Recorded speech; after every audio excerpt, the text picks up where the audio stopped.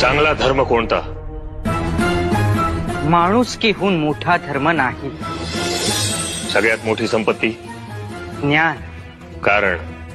कारण ज्ञान हे चोरीला जात नाही, शिवाय ते दिल्याने वाढतं. आंधळा कोण? लोभी, स्वार्थी. यश मिळवायचं असेल तर कोणाबरोबर राहायला हवं? धैर्यासोबत राहू. उत्तम पुत्र कोण? जो आई वडिलांच्या आज्ञेत राहील तो.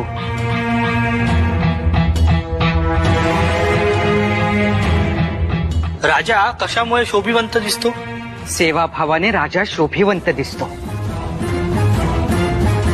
सत्य काय आहे? अदम्य विश्वास. भूतलावरील वाईट शब्द? तिरस्कार, द्वेष, अत्याचार आणि गुलामगिरी.